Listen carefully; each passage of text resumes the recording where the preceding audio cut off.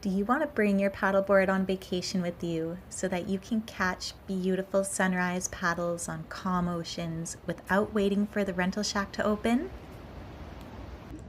Okay, I'm going to show you how to tie up your board to get ready to take it and check it into the oversize. We're bringing 4 boards. We're actually bringing 6. There's 2 in this bag. And when you have your backpack, you can't have all these flappy straps, so you're going to tighten them up.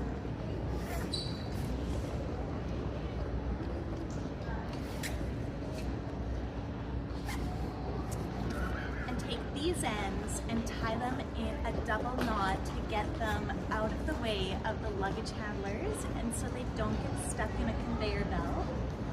And then you don't want someone grabbing this, so you undo this one and tie it around the strap. And they can pick it up from here, or here, or here, or they can use this